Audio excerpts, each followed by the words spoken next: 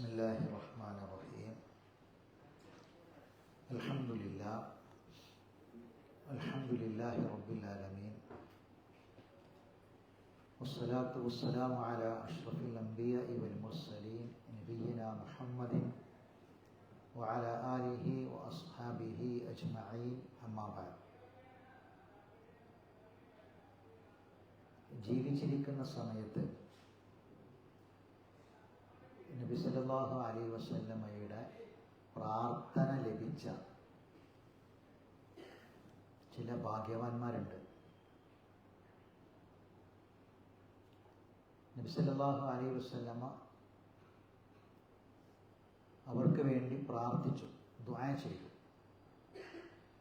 ഒരു വിശ്വാസിയായ മനുഷ്യന് ലഭിക്കുന്ന ഏറ്റവും വലിയ സൗഭാഗ്യമാണ് അല്ലാഹുവിൻ്റെ റസൂലിൻ്റെ പ്രാർത്ഥന ലഭിക്കുക എന്നത്. അത്തരമൊരു വിഭാഗമാണ് ഖുർആൻ പഠിക്കുന്ന ആളുകൾ. ഒരിക്കൽ മദീനത്തെ പള്ളിയിൽ നബി സല്ലല്ലാഹു അലൈഹി വസല്ലമ മദീനത്തെ പള്ളിയിലേക്ക് കടന്നു വരികയാണ്. അങ്ങനെ വരുന്ന സമയത്ത് വളരെ കഷ്ടപ്പാടിൻ്റെയും പട്ടിണിയുടെയും ദാരിദ്ര്യത്തിൻ്റെയും ഒക്കെ കാലമാണ്. പ്രവാചകന്റെ ആദ്യകാല അനുയായികളാണ്. അവർക്ക് മൃദുണിക്ക് മറുതുണിയില്ല, പട്ടിണിയാണ് പല ദിവസവും. വെള്ളം മാത്രം കുടിച്ചാണ് അവർ ജീവിക്കുന്നത്. അങ്ങനെ ദിവസങ്ങളോളം മാസങ്ങളോളം കഴിഞ്ഞുകൂടി. അതിനിടക്ക് ഒരു ദിവസം നബി പള്ളിയിലേക്ക് വരുമ്പോൾ, മദീനത്തെ പള്ളി എന്ന് പറഞ്ഞാൽ ഇന്നത്തെ മദീനത്തെ പള്ളി ആരെ മനസ്സിലേക്കും വരണ്ട. അന്നത്തെ മദീനത്തെ പള്ളി ഈത്തപ്പനയുടെ ഓല കൊണ്ട് ചുമരുകൾ മറച്ച, മേൽക്കൂരയില്ലാത്ത, വെയിൽ ശക്തിയായി പതിക്കുന്ന ഒരു മറച്ചു കെട്ടിയ സ്ഥലം, അതാണ് പള്ളി. അപ്പം അവിടെ ഒരു ചെറിയ ഒരു തണലിൽ പള്ളിയുടെ മതിലിൻ്റെ തണലിൽ കുറച്ച് ആൾക്കാർ ഇങ്ങനെ വട്ടം കൂടി ഇരിക്കുന്നുണ്ട്. പള്ളിൻ്റെ ഉള്ളിലാണ്. അപ്പം നബി സല്ലല്ലാഹു അലൈഹി വസല്ലമ അവിടേക്ക് കടന്നു വന്നപ്പോൾ കാണുന്ന കാഴ്ച, അവരിൽ കുറച്ച് വലിയ വസ്ത്രമുടുത്ത ആള് മുന്നിലിരിക്കുകയാണ്. ബാക്കിയുള്ള ആളുകൾ ഒക്കെ പലരുടെയും മറവിലായിട്ട് ഇങ്ങനെ മറഞ്ഞിരിക്കുകയാണ്. പുന്നയസ്തത്തിറു ബഅ്ളുഹും ബിബഅ്ളിൻ മിനൽ ഉറിയി. ഇത് നഗ്നതയാണ്. ചെറിയ ഒരു തോർത്തുമുണ്ടിൻ്റെ അത്ര വലിപ്പമുള്ള തുണി ഉടുക്കാനുള്ളൂ. അപ്പം അങ്ങനെ എടുത്തിരിക്കുമ്പോൾ നഗ്നത ഒളിവാകും. അപ്പോൾ വലിയ മുണ്ടെടുത്ത ആൾ മുന്നിലിരിക്കുക, അയാളെ ബാക്കിൽ ഇങ്ങനെ അതിനേക്കാൾ മറിഞ്ഞങ്ങനെ ചെറിയത് എടുത്ത ആളുകൾ അങ്ങനെ ഇരിക്കുകയാണ്. അവർ അങ്ങനെയാണ് ഇരിക്കുന്നത്. നഗ്നത മറക്കാൻ മുന്നിലുള്ള ആളെയാണ് മറയായിട്ട് സ്വീകരിച്ചിട്ടുള്ളത്. ഇത്രയും കഷ്ടപ്പാടാണ്, ദാരിദ്ര്യം. അപ്പോൾ അവരെന്തോ ചെയ്തുകൊണ്ടിരിക്കുകയാണ്, എന്തോ ഒരു പണിയിലാണ് എല്ലാവരും. അപ്പോൾ റസൂൽ ചോദിച്ചു, മാദാ തസ്നഊൻ, എന്താണ് നിങ്ങൾ ചെയ്തുകൊണ്ടിരിക്കുന്നത്, എന്താണ് പണി? അപ്പോൾ അവർ പറഞ്ഞു, യാ റസൂലല്ലാഹ്, ഖാരിഉൻ അലൈനാ യഖറഉൽ ഖുർആൻ വകുന്നാ നസ്തമിഉ ഇലൈഹി. ഞങ്ങളിൽ അയാൾ പഠിച്ച ഖുർആൻ അയാൾ ഊതും. ഖുർആൻ ഇറങ്ങിക്കൊണ്ടിരിക്കുന്ന കാലം. നമ്മളെ മുസ്ഹഫ് ആയിട്ടില്ല, ഖുർആൻ ഇറങ്ങണുള്ളൂ. ഇറങ്ങിയ ഖുർആൻ പഠിച്ച അയാൾ അത് ഉറക്കെ ഊതും. അയാളത് ഉറക്കെ ഊതി ഞങ്ങളെ കേൾപ്പിക്കും. അപ്പൊ ഖുർആൻ അവരെ ഭാഷയാണല്ലോ. അപ്പൊ അവർ കേൾക്കുമ്പോൾ തന്നെ അവർക്ക് മനസ്സിലാവും.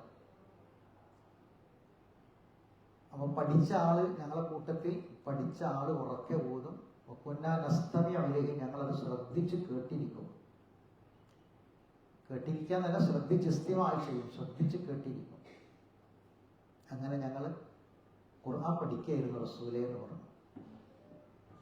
റസൂലുള്ളാഹിക്ക് ഭയങ്കരമായ സന്തോഷമായി. കാരണം പട്ടിണിയോ ദാരിദ്ര്യമോ കഷ്ടപ്പാടോ ഒന്നും അവർ റസൂലിനോട് പറഞ്ഞില്ല. അവരൊരു സങ്കടങ്ങളും അവർ പറഞ്ഞില്ല. അവർ ഖുർആൻ പഠിക്കുകയാണ്. ഒരുമിച്ച് കൂടിയിരുന്ന് ഖുർആൻ പഠിക്കുകയാണ്. അപ്പോൾ റസൂലുള്ളാഹിക്ക് ഭയങ്കര സന്തോഷമാവുകയും റസൂല് അവരുടെ അടുക്കലേക്ക് ചെന്നിരുന്നു. ഇവിടെ തൊട്ടടുത്ത് ചെന്നിരുന്നു, മധ്യത്തിലായിരുന്നു. എന്നിട്ട് റസൂല് അല്ലാഹുവിനെ സ്തുതിച്ചു അൽഹംദുലില്ലാഹ് എന്ന് പറയുകയും അവർക്ക് വേണ്ടി റസൂല് ദുആ ചെയ്യുകയും ചെയ്തു. അവരാണ് സ്വർഗത്തിൽ നമ്മളെ മുൻഗാമികൾ, മുന്നേ എത്തുന്നവർ. അപ്പോൾ റസൂലുള്ളാഹിന്റെ പ്രാർത്ഥന കിട്ടിയ ഒരു വിഭാഗമാണ് ഖുർആൻ പഠിക്കുന്ന ആളുകൾ. ഉള്ള സൗകര്യത്തിൽ ഒരു സ്ഥലത്ത് ഒരുമിച്ച് കൂടിയിരുന്ന് പരിശുദ്ധ ഖുർആൻ പഠിക്കുന്ന ആളുകൾ അള്ളാഹുവിൻ്റെ റസൂലിൻ്റെ പ്രാർത്ഥന ലഭിച്ചവരാണ് എന്ന് നമ്മൾ ഇടയ്ക്കിടയ്ക്ക് ഓർക്കണം, നമ്മൾ ഓർമ്മയിലേക്ക് കൊണ്ടുവരണം. മരിക്കുന്നത് വരെ നമുക്കും ആ ഗുണം ഉള്ള കാലത്തോളം റസൂലുള്ളാഹിന്റെ ആ പ്രാർത്ഥനയിൽ നമ്മളും പെടും എന്ന് മനസ്സിലാക്കുക. അള്ളാഹു നമ്മെ അനുഗ്രഹിക്കുമാറാവട്ടെ. സൂറത്ത് യാസീനിലെ 16-ാമത്തെ ആയത്താണ് നമ്മൾ പഠിക്കുന്നത്. വമാ അലൈന ഇല്ലൽ ബലാഗുൽ മുബീൻ. നബി സല്ലല്ലാഹു അലൈഹി വസല്ലമയുടെ ദൗത്യം എന്താണ്? നബി സല്ലല്ലാഹു അലൈഹി വസല്ലമയെ അള്ളാഹു ഏൽപ്പിച്ചിട്ടുള്ള ഉത്തരവാദിത്വം എന്താണ്? അത് നബിയെ അള്ളാഹു തആല ഓർമ്മപ്പെടുത്തുകയാണ്. എങ്ങനെയാണ് ഓർമ്മപ്പെടുത്തുന്നത്? നബിക്ക് മുമ്പ്, വളരെ മുമ്പ് ഒരു നാട്ടിലേക്ക്, ഒരു ഗ്രാമത്തിലേക്ക് മുർസലീങ്ങളെ അള്ളാഹു അയച്ചു. ഒന്നിലധികം റസൂലുമാരെ അയച്ചു. എന്നിട്ട് അവർ ജനങ്ങളോട് പറഞ്ഞ കാര്യം, ആ സംഭവം ഖുർആനിലൂടെ അള്ളാഹു നബിയെ അറിയിക്കുകയാണ്. ആ അറിയിക്കുന്നതിലൂടെ നബി സല്ലല്ലാഹു അലൈഹി വസല്ലമയുടെ ദൗത്യം എന്താണ് എന്നും, ഇനി ഒരു നബി വരാനില്ലാത്തത് കൊണ്ട് തന്നെ ഈ ഖുർആൻ പഠിക്കുന്ന ആളുകളുടെ, ഖിയാമത്ത് നാൾ വരെ ജീവിക്കുന്ന ആളുകളുടെ, മുസ്ലിമീങ്ങളുടെ ദൗത്യം, ഉത്തരവാദിത്തം എന്താണ് എന്നും നമ്മളെ ഓർമ്മപ്പെടുത്തുകയാണ്. അതാണ് വമാ അലൈന ഇല്ലൽ ബലാഗുൽ മുബീൻ.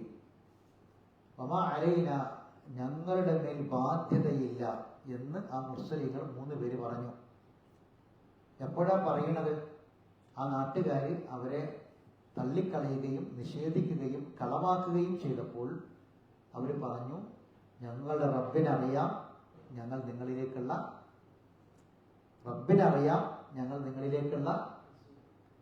മുർസലീങ്ങളാണെന്ന് ആർക്കറിയാം? ഞങ്ങളെ റബ്ബിനറിയാം. അതിൽ ഒരു ഒഴിഞ്ഞു പറച്ചിലാണ്. കാരണം എന്താണെന്ന് വെച്ചാൽ, നമ്മളെ ഏതൊരു കാര്യവും അറിയേണ്ടത് ആരാണ്? റബ്ബാണ്. ആരറിഞ്ഞിട്ടില്ലെങ്കിലും അറിയേണ്ടത് റബ്ബാണ്. അങ്ങനെ നമ്മൾ ചെയ്യേണ്ടത്. റബ്ബിനോടാണ് നമ്മളെ സങ്കടങ്ങളും വേവലാതികളും ഒക്കെ പറയേണ്ടത്. റബ്ബിനായിട്ട് നമ്മൾ സ്വകാര്യമായ സമയങ്ങൾ മാറ്റിവെക്കണം. റബ്ബ് നമ്മൾ മാത്രം അറിയുന്ന ചില നന്മകളൊക്കെ നമുക്കുണ്ടാകണം. അതെന്തിനാന്ന് ചോദിച്ചാൽ, ചില പ്രതിസന്ധി ഘട്ടങ്ങളിൽ എടുത്ത് ഉപയോഗിക്കാനാണ്.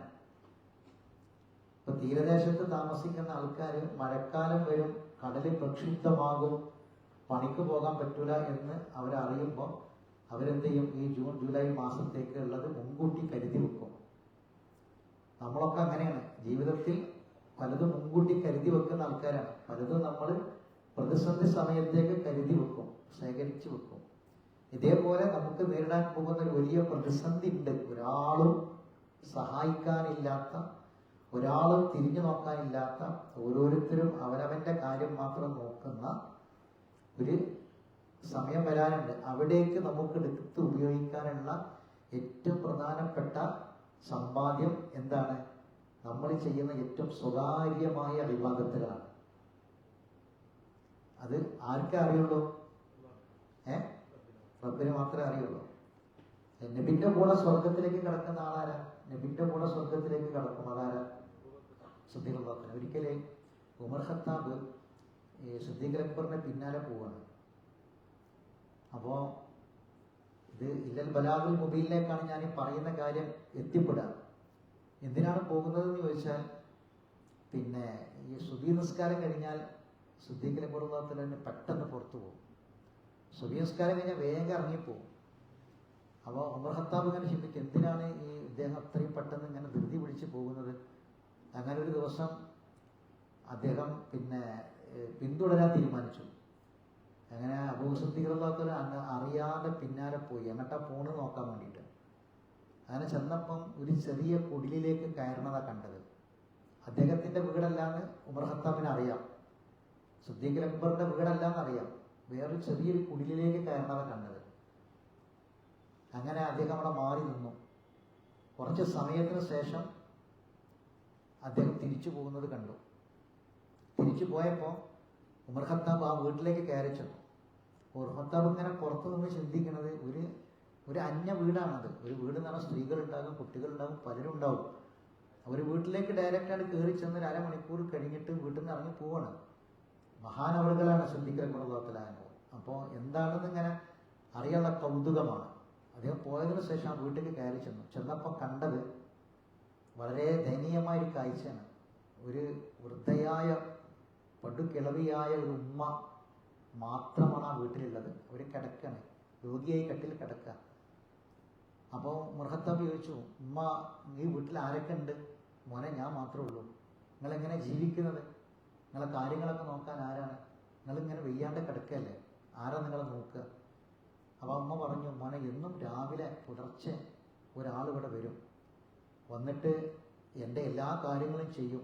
എൻ്റെ മലമൂത്ര വിസർജനങ്ങളും കാര്യങ്ങളൊക്കെ വൃത്തിയാക്കിയിട്ട് ഞങ്ങളുടെ ആടിനെ കറന്ന്, അദ്ദേഹമാണ് ഞങ്ങൾ ആടിനെ കറക്കുക. രാവിലെ ആടിനെ കറന്ന് എനിക്ക് പാല് തന്ന് ബാക്കി പാല് ഇവിടെ സൂക്ഷിച്ച് ഏൽപ്പിച്ചിട്ട് അദ്ദേഹം തിരിച്ചു പോകും.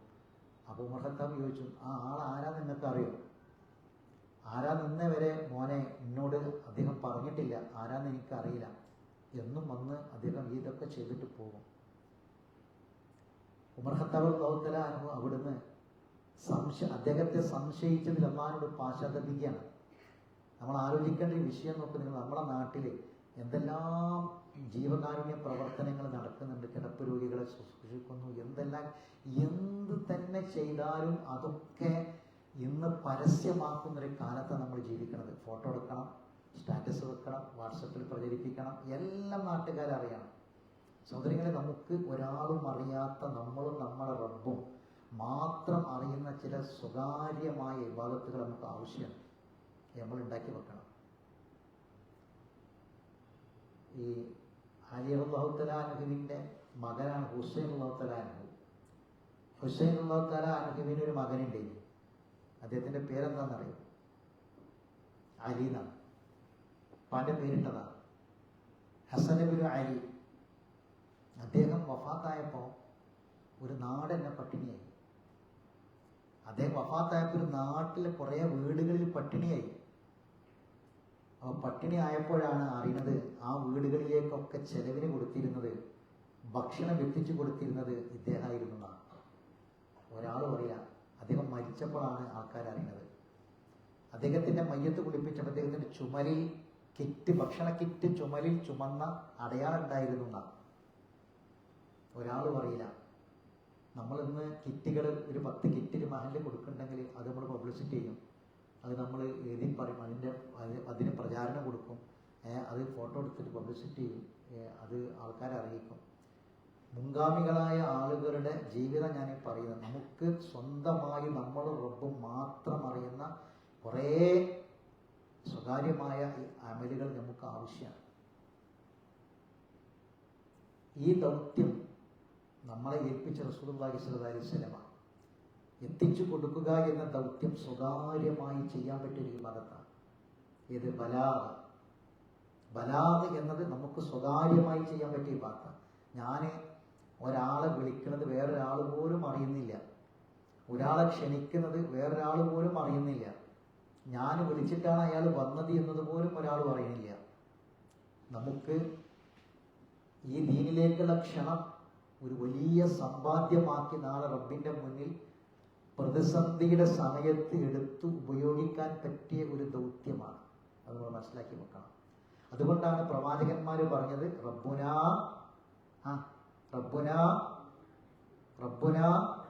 യഅലമു. എന്താണ് റബ്ബുനാ യഅലമു? എന്താണ്? ഞങ്ങളെ റബ്ബിനറിയാം. എന്ത്? ഞങ്ങൾ മുർസലീങ്ങളാണെന്ന്, അല്ലെ? ഞങ്ങൾ മുർസലീങ്ങളാണെന്ന് ആർക്കറിയാം? ഈ മുർസലീങ്ങളുടെ ദൗത്യമാണെന്ത്? ഇല്ലൽ ബലാഗുൽ മുബീൻ. അപ്പം റബ്ബ് അറിയേണ്ട, റബ്ബ് മനസ്സിലാക്കേണ്ട, റബ്ബിന്റെ മുന്നിൽ. അപ്പം നമ്മൾ ഈ ദേവാലയങ്ങൾക്ക് ഇറങ്ങുമ്പോൾ സ്ഥാനങ്ങൾ മോഹിക്കണ്ട. സ്ഥാനങ്ങളോ പദവികളോ, സ്ഥാനം മോഹം, പദവിയുടെ മോഹം, പ്രസിഡന്റ് ആകണം, സെക്രട്ടറി ആകണം, അതിൻ്റെ ഇതാവണം ഒന്നും നമ്മൾ ആഗ്രഹിക്കാൻ പാടില്ല. ദേവാലയത്ത്, ഇസ്ലാമിക ദേവാലയത്ത് അത് ഒരു കൂട്ടായ്മയിലൂടെ നിർവഹിക്കപ്പെടണം. അതിന് സെക്രട്ടറി പ്രസിഡന്റ് ഉണ്ടായിക്കോട്ടെ, ഒക്കെ ആവശ്യമാണ്, എല്ലാം വേണം. ഒരു കൂട്ടായ്മയിലൂടെ അത് നിർവഹിക്കപ്പെടണം. പക്ഷേ എന്ത് വേണം? ഒരിക്കലും ആ കൂട്ടായ്മയിൽ നമുക്കൊരു സ്ഥാനമുണ്ടെങ്കിൽ പോലും അത് നമ്മൾ ആഗ്രഹിച്ചതോ നമ്മളെ മേൽ നമ്മളത് ചോദിച്ചു വാങ്ങിയതോ അല്ലെങ്കിൽ നമ്മൾ അതിനു വേണ്ടി പരിശ്രമിച്ചവരോ ആകാൻ പാടില്ല. മനസ്സിലാവുണ്ടല്ലോ? ആ രൂപത്തിൽ നിർവഹിക്കേണ്ട ഏറ്റവും സ്വകാര്യമായ, നിസ്വാർത്ഥമായ, ആത്മാർത്ഥമായ നിയ്യത്തിലൂടെ നമ്മൾ നിർവഹിക്കേണ്ട കാര്യമാണെന്ത്? ഇസ്ലാമിക ദഅവത്ത് എന്ന് പറഞ്ഞ കാര്യം. അതാണ് റബ്ബുനാ യഅലമു ഇന്നമാ ഇലൈക്കും ലമുർസലൂൻ വമാ അലൈനാ ഇല്ലൽ ബലാഗുൽ മുബീൻ. ഞങ്ങളുടെ മേൽ വ്യക്തമായി എത്തിച്ചു കൊടുക്കലല്ലാതെ ബാധ്യതയില്ല എന്ന് പറയാനുള്ള കാരണം അതാണ്. അങ്ങനെ ഏറ്റെടുത്താൽ ഒരാൾക്കും സങ്കടം ഉണ്ടാവില്ലല്ലോ. ഞാൻ എത്ര ആളെ വിളിച്ചു, അവർ വന്നില്ല, അങ്ങനത്തെ ഒരു വിഷമം ഉണ്ടായിരുന്നു. എത്ര കാലം പ്രവർത്തിച്ചില്ല, എന്നിട്ട് എന്തുണ്ട്, അങ്ങനൊന്നും ചോദ്യങ്ങൾ ഉണ്ടാവില്ല. കാരണം ഈ ചെയ്യുന്നത് മുഴുവനും എന്തിനാണ്? റബ്ബ് അറിയാൻ വേണ്ടി, ആ റബ്ബിന്റെ പ്രതിഫലം കിട്ടാൻ വേണ്ടി, റബ്ബ് അറിയാൻ വേണ്ടി മാത്രമാണ്. പടച്ചോൻ അറിയാൻ വേണ്ടി മാത്രമാണ്, ഒരു പടപ്പിനെയും അറിയിക്കാനല്ല. അമാ അലൈന ഇല്ലൽ ബലാഗുൽ മുബീൻ. ഇനി പിന്നെ നമ്മൾ അതുമായി ബന്ധപ്പെട്ട് ഈ ബലാഗുൽ മുബീനിലെ മുബീൻ എന്താണെന്ന് നമ്മൾ അൽ മുബീൻ എന്താന്ന് നമ്മൾ പറഞ്ഞു. അൽ മുബീൻ എന്നത് ബയാനാണ്. ആ ബയാൻ ഖുർആനാണ്. ബയാനുൽ ലിന്നാസ്, ജനങ്ങൾക്കുള്ള ബയാൻ അത് ഖുർആനാണ്.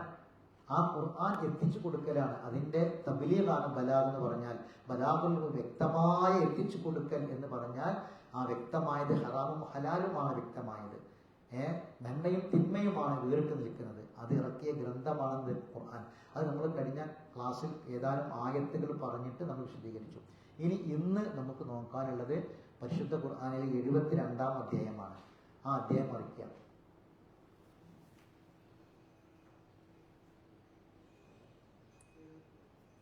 സൂറത്തുൽ ജിന്ന്.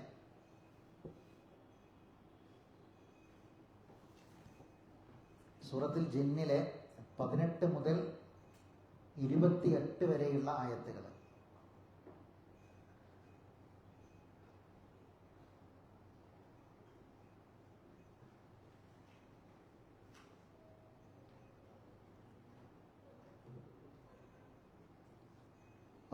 മുതൽ 28 വരെ.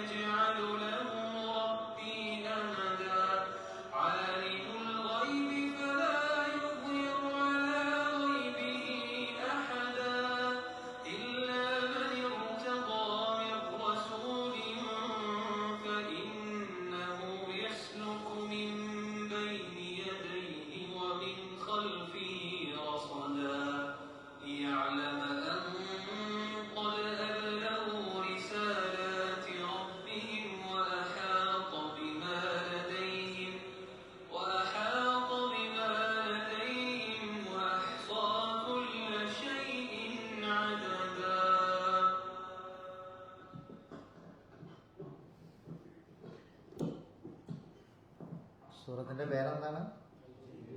സൂറത്തുൽ ജിന്ന്. നബി സല്ലല്ലാഹു അലൈഹി വസല്ലമ മനുഷ്യരിലേക്കും ജിന്നിലേക്കുമുള്ള റസൂലാണ്. ഖുർആനിൽ മനുഷ്യരെ മാത്രമല്ല അഭിസംബോധന. ഖുർആനിൽ ജിന്നുകളെയും അഭിസംബോധന ചെയ്യുന്നത് കാണാം. യാ മഅ്ശറൽ ജിന്നി വൽ ഇൻസ്, ഏ മനുഷ്യ സമൂഹമേ, ജിന്ന് സമൂഹമേ എന്ന് അല്ലാഹു വിളിക്കുന്നത് കാണാം.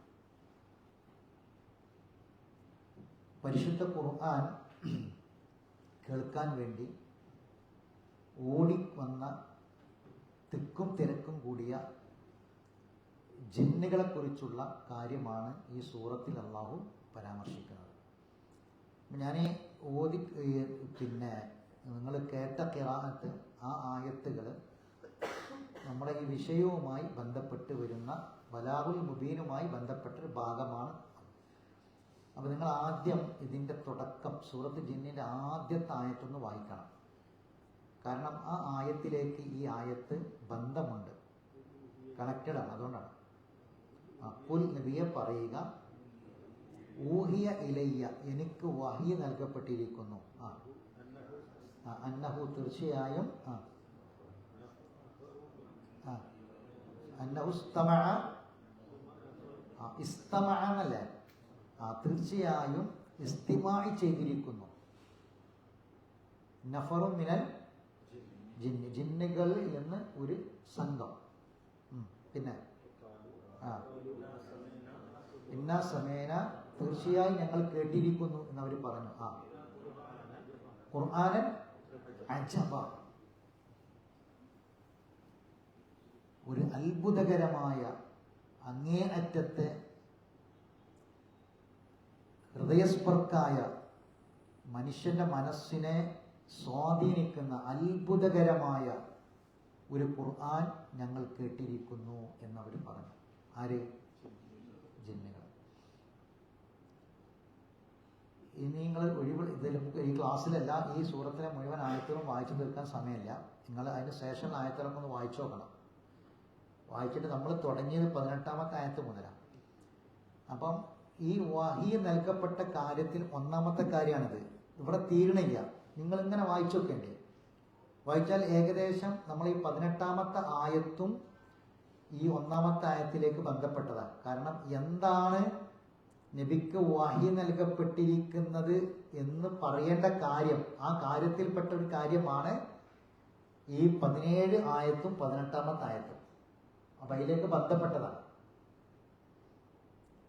ഇനി നമ്മൾ ചിന്തിക്കേണ്ട ഒരു കാര്യം, ഈ ആയത്തന്നെ വളരെ വ്യക്തമാണ്.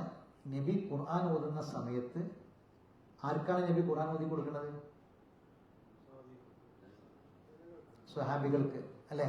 ജനങ്ങൾക്ക്, സ്വഹാബികൾക്കാണ് നബി ഓതുന്ന. നബിന്റെ മുന്നിലുള്ളത് സ്വഹാബികളാണ്.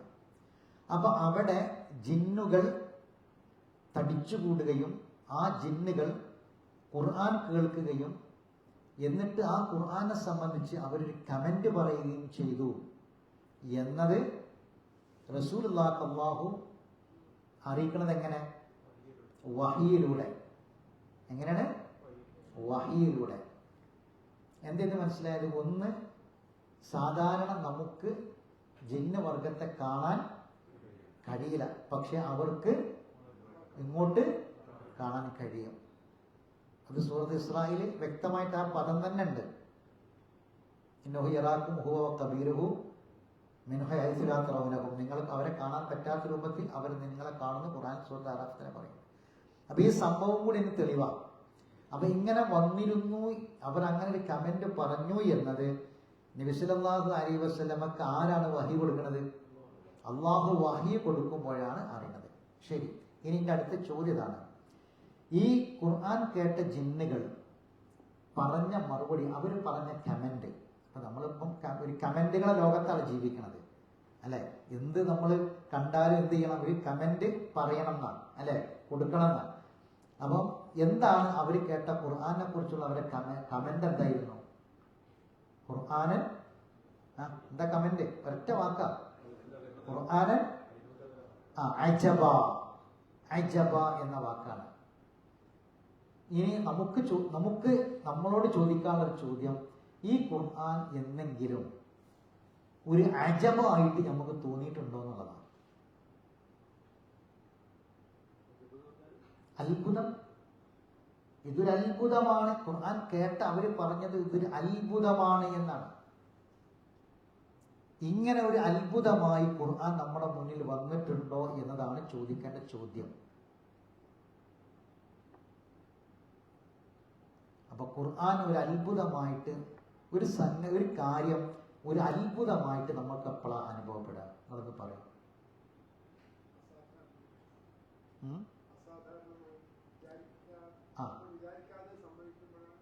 നമ്മുടെ ജീവിതത്തിൽ ഉണ്ടാവണം, അല്ലെ? അങ്ങനല്ലേ? അല്ലെ? ഇപ്പം ഒരു രോഗം അത് മാറൂല എന്ന് എല്ലാവരും പറഞ്ഞു, നമ്മളും കണക്കാക്കി മാറൂല.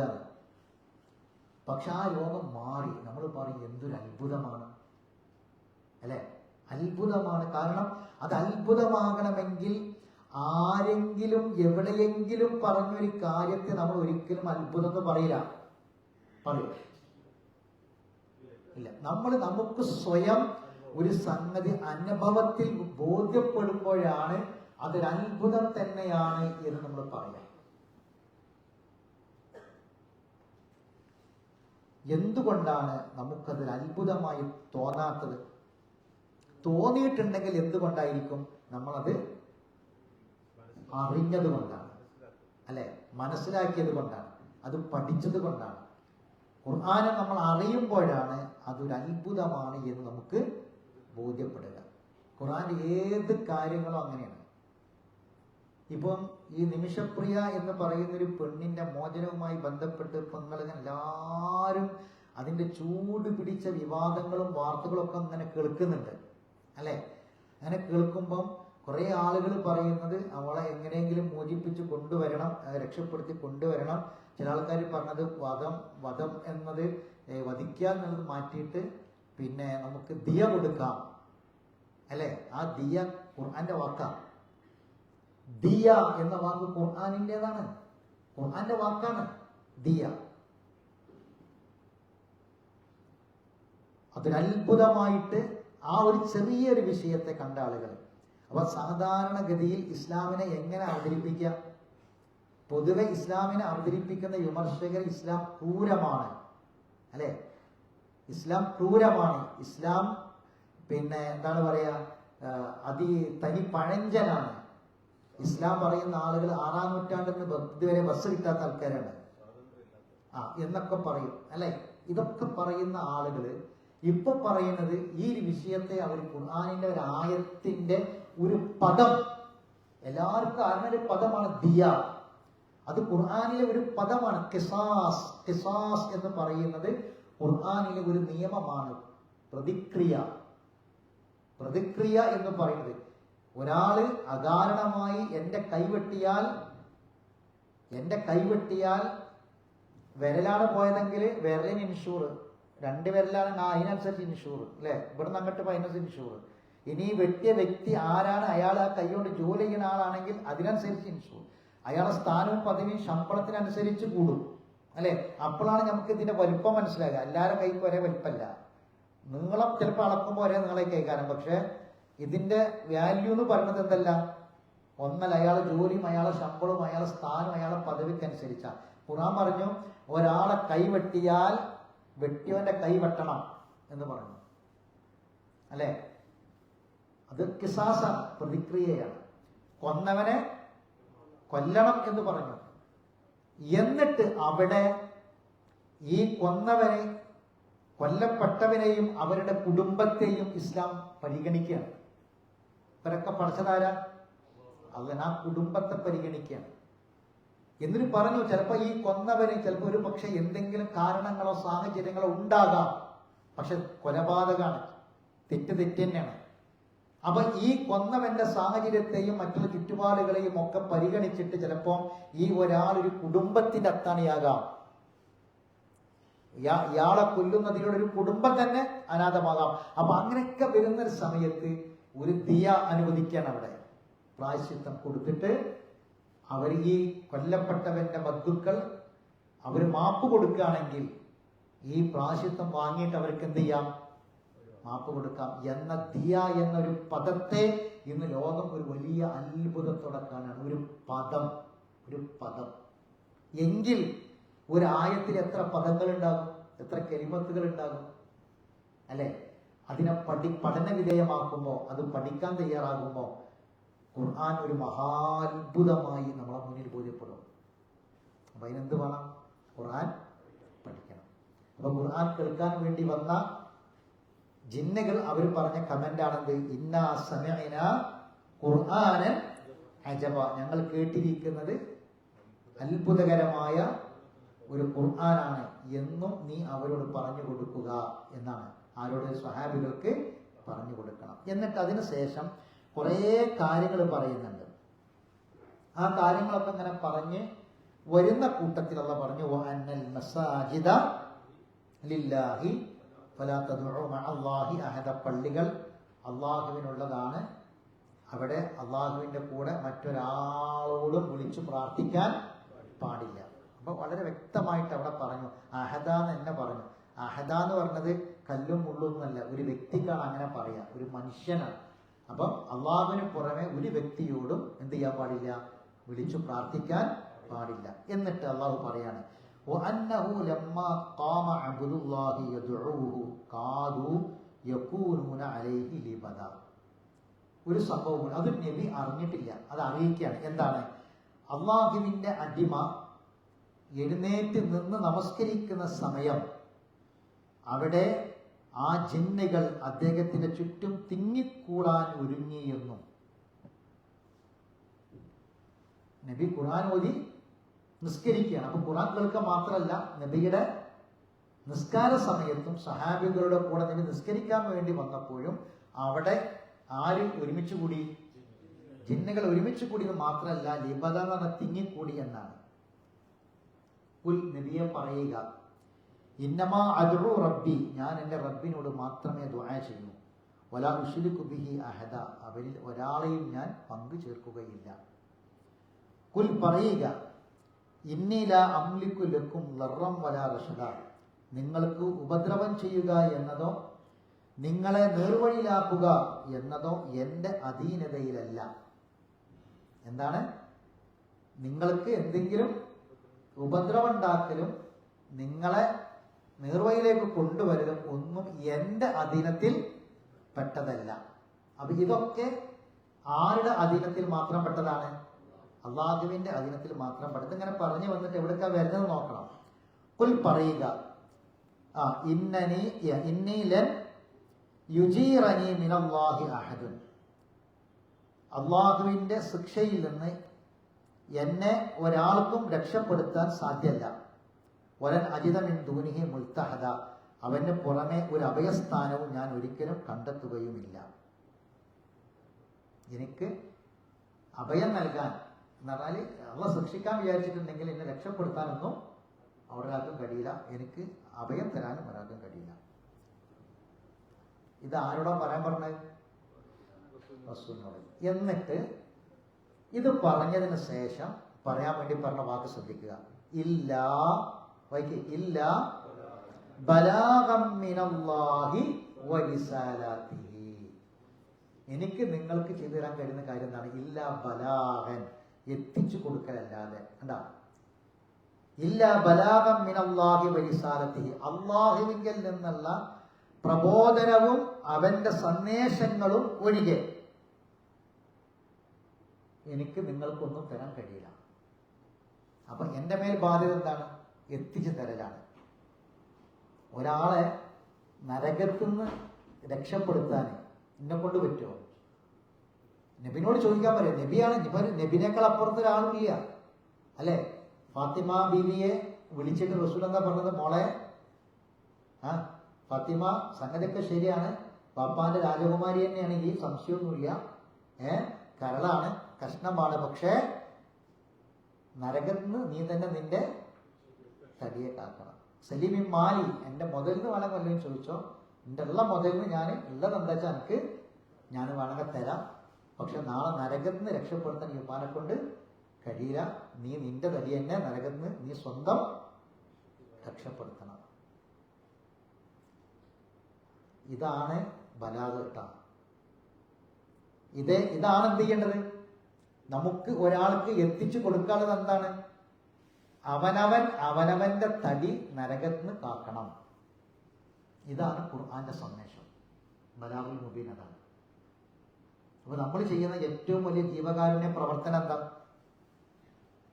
ഏറ്റവും വലിയ ജീവകാരുണ്യ പ്രവർത്തനം എന്താ? മനുഷ്യന്മാരെ നരകത്തിൽ നിന്ന് കാക്കാന്നുള്ളതാണ്, തടയാന്നുള്ളതാണ്. അത് തടയാനുള്ള കാര്യങ്ങൾ അവർക്ക് എത്തിച്ചു കൊടുക്കുക എന്നുള്ളതാണ്. നരകത്തിൽ നിന്ന് അവർ രക്ഷപ്പെടാൻ ആവശ്യമായ കാര്യങ്ങൾ അവരിലേക്ക് എത്തിച്ചു കൊടുക്കുക, അവർക്ക് പറഞ്ഞു കൊടുക്കുക എന്നതാണ്. വമൻ യഅസില്ലാഹ വറസൂലഹു, അള്ളാഹിനും റസൂലിനും ആരെങ്കിലും എതിര് പ്രവർത്തിച്ചാൽ, ഖുർആനിനും ഹദീസിനും എതിരിൽ ആരെങ്കിലും പ്രവർത്തിച്ചാൽ, ഫഇന്ന ലഹു നാറ ജഹന്നമ ഖാലിദീന ഫീഹാ അബദാ, അവർക്ക് വരാനുള്ളത് നരകമാണ്, അവർ അതിലെന്നും ശാശ്വതരായിരിക്കും.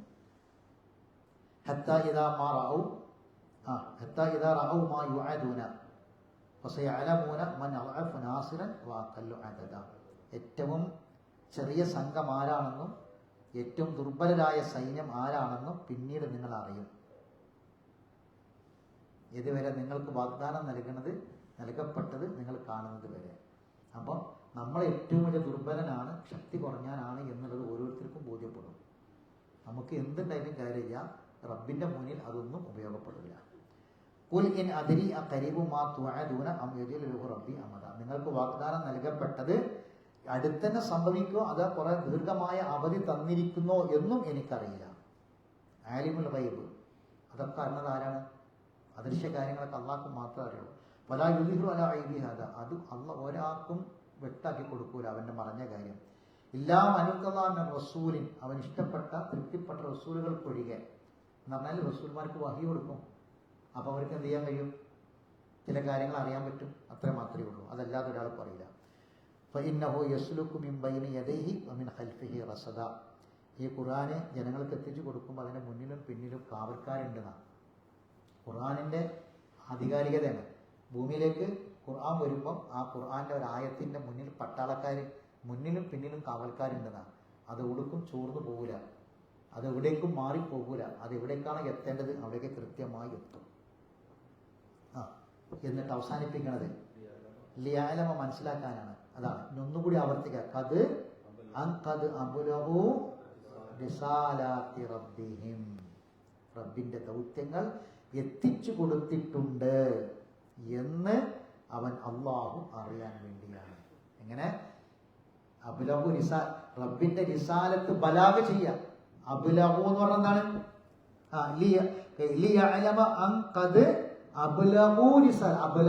എത്തിച്ചു കൊടുക്കലാണ്. റിസാലത്ത് എത്തിച്ച് സന്ദേശം എത്തിച്ചു കൊടുത്തിട്ടുണ്ട് എന്നും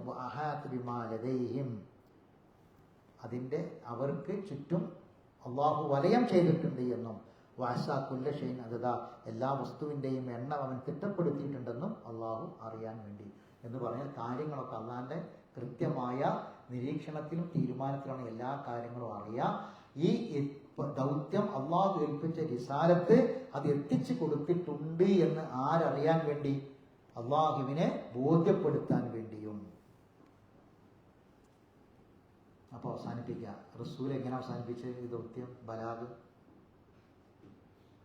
അവസാനം റസൂല് ചോദിച്ചു, ഞാൻ എത്തിച്ചു തന്നില്ലെന്ന് ചോദിച്ചില്ലേ? ബലാഗ് ചെയ്തില്ലെന്ന് ചോദിച്ചത്. ഞാൻ നിങ്ങൾക്ക് എത്തിച്ചു തന്നിട്ടില്ലേ എന്ന് ചോദിച്ചു. അവര് പറഞ്ഞു ബലാ യാ റസൂലല്ലാഹ്, എത്തിച്ചു തന്നിട്ടുണ്ടെന്ന്. അപ്പം അള്ളാഹിനെ സാക്ഷിയാക്കി പറഞ്ഞു അല്ലാഹുമ്മ അഷ്ഹദ്, അല്ലാഹുമ്മ അഷ്ഹദ്, അല്ലാഹുമ്മ അഷ്ഹദ്. അല്ലാഹുവേ നീ സാക്ഷിയാണ്, നീ സാക്ഷിയാണ്, നീ സാക്ഷിയാണ്. അപ്പൊ എന്താണെന്നാൽ ഇതിന് കിട്ടേണ്ടത്? നമ്മൾ മരിക്കുന്ന സമയത്ത് നമ്മളെ ഏൽപ്പിച്ച ദൗത്യം പൂർത്തിയാക്കിയിട്ടാണ് നമ്മൾ പോണത് എന്ന് ഓരോ ആണും പെണ്ണും, പെണ്ണുങ്ങൾ വിചാരിക്കണ്ട ഞങ്ങൾക്ക് ഇതൊന്നും ബാധകമല്ലാന്ന്. ആണിനും പെണ്ണിനും എല്ലാവർക്കും ബാധ്യതയാണ് ഖുർആനിലേക്ക് ജനങ്ങളെ ക്ഷണിക്കുക എന്നുള്ളത്. ഈ ദൗത്യം നമ്മൾ ചെയ്തിട്ടില്ലെങ്കിൽ മരിക്കുന്ന സമയത്ത് നമ്മളോട് മലക്കുകൾ ചോദിക്കുന്ന ചോദ്യവും അതായിരിക്കും. ഫീമ കുന്തും, നിങ്ങളുടെ നിലപാട് എന്തായിരുന്നു എന്ന്. ഖുർആനാണ്. മറുപടി പറയേണ്ടി വരും. അപ്പം നമ്മൾ ഈ ദൗത്യം മോശം. അപ്പം നമ്മൾ എന്താ ചിന്തിക്കാറ്, പിന്നെ ഹജ്ജിന് പോകാൻ ഒരുങ്ങുമ്പോൾ ഒരാളെ മനസ്സിൽ വരികയാണ്, എന്താണ്, പിന്നെ പെൺകുട്ടികളെ കെട്ടിക്കണം, ആൺകുട്ടികൾക്കൊക്കെ ജോലിയാക്കി കൊടുക്കണം, കടബാധ്യതകളൊക്കെ തീർക്കണം, ഉത്തരവാദിത്തങ്ങളൊക്കെ തീർക്കണം, അല്ലേ? ഉത്തരവാദിത്തങ്ങളൊക്കെ. ഈ ചിന്ത വരാൻ കാരണം എന്താ? ഹജ്ജിന് പോണ ഒരാൾക്ക് ഈ ചിന്ത വരാൻ, നിസ്കരിക്കാൻ പോയി ചിന്ത വരണുണ്ടോ? എന്താ? ഇല്ല. ഹജ്ജിന് പോണ ഒരാൾക്ക് ഈ ചിന്ത വരാൻ കാരണം എന്താ? അവൻ എന്തിനാ പോണത്? നമ്മള് ഇപ്പം മരിക്കാതിരിക്കുക. സ്വർഗത്തിന്റെ മുന്നിൽ നമുക്കുള്ള തടസ്സം എന്താ? സ്വർഗം കിട്ടുന്നതിന്റെ മുന്നിൽ നമുക്കുള്ള തടസ്സം എന്താ? നമ്മളാണ് മരിച്ചു, പണ്ട് മരിക്കാതിരിക്കുക. സ്വർഗം കിട്ടുന്നതിന്റെ മുന്നിൽ നമുക്കുള്ള തടസ്സം എന്തായിരിക്കും? ഇത്രയും കാലം ജീവിച്ചു എന്നുള്ളതാണ്, അല്ലേ? ഉമ്മ നമ്മളെ പ്രസവിച്ച അന്ന് തന്നെ മരിച്ചിരുന്നെങ്കിലോ നമ്മളിവിടെ ഉണ്ടാവും. ഇപ്പോൾ സ്വർഗത്തിലല്ലേ, അല്ലേ? അപ്പം മക്ബൂലായ ഒരു ഹജ്ജ്, അവ സ്വീകരിക്കുന്ന ഒരു ഹജ്ജിന്റെ പ്രതിഫലം എന്താ? മക്ബൂലായ ഒരു ഹജ്ജ് ചെയ്ത ഒരാൾ ആരെപ്പോലെ എന്നാ പറഞ്ഞത്? ഉമ്മ പ്രസവിച്ച കുഞ്ഞിനോ, അല്ലെ? അപ്പൊ അതാണ് ഹജ്ജ്, അല്ലെ? അതുകൊണ്ടാണ് നമ്മൾ എന്ത് ചെയ്യുന്നത്? ഹജ്ജ് ഇതൊക്കെ തീർത്ത് പോണത്, അല്ലെ? അപ്പൊ മരണം നമ്മൾ എപ്പോഴും മുന്നിൽ കാണി. മരണമാണ് പ്രശ്നം. അപ്പൊ നമ്മളെ മുന്നിൽ മരണം. അപ്പൊ അതിന്റെ മുമ്പ് നമ്മൾ എന്ത് ചെയ്യണം? ബാധ്യതകളൊക്കെ തീർക്കണം, അല്ലെ? അപ്പൊ സാമ്പത്തിക ബാധ്യതകളൊക്കെ നമ്മൾ എഴുതി വെച്ചിട്ടുണ്ട്, ഇതാക്കിയിട്ടുണ്ട്, ഒക്കെ റെഡിയാണെങ്കിൽ ഇപ്പം അതങ്ങനെ തീരൂല, നമ്മൾ മരിച്ചാൽ നമ്മളെ മക്കൾ അത് തീർത്തോളും, വീട്ടിക്കോളും എന്നൊക്കെ നമുക്ക് സമാധാനിക്കാം. പക്ഷെ മക്കൾക്ക് വിടാൻ പറ്റാത്ത ഒരു ഹക്കില്ലേ? നമ്മളെ മയ്യത്ത് പള്ളിയിൽ കൊണ്ടയച്ചിട്ട് മക്കൾ കരഞ്ഞ് പറയും. കുറച്ച് ബോധവും നമ്മൾ ദീനിയായി വളർത്തിയ മക്കളൊക്കെ ആണെങ്കിൽ മൗലിയാരെ ഇമാമത്ത് നിർത്തൂല, മക്കളെന്നെ ഇമാമ നിൽക്കും. ഇമാമ നിന്നിട്ട് നിസ്കരിക്കും. ആ നിസ്കാരത്തിലൊക്കെ നമ്മൾ മക്കൾക്ക് പഠിപ്പിച്ചു കൊടുക്കണം. പാപ്പാരാലേക്കാം. നമ്മൾ മരിച്ചാൽ നമ്മളെ മയ്യത്തിന് മുന്നിൽ നിന്നൊരു ഫാത്തിഹ തെറ്റാതെ ഓതണം, അർത്ഥം അറിഞ്ഞ് ഓതണം. മക്കൾക്ക് പഠിപ്പിച്ചു കൊടുത്തിട്ടുണ്ടോ ഫാത്തിഹ സൂറത്താണ് ഇപ്പോൾ ഇവിടെ. പിന്നെ ഫാത്തിഹ സൂറത്ത് കാണാതെ വന്നാൽ അറിയാമെന്നല്ല ചോദിച്ചത്. ഫാത്തിഹ സൂറത്തിൻ്റെ അർത്ഥവും ആശയവും പഠിക്കണം.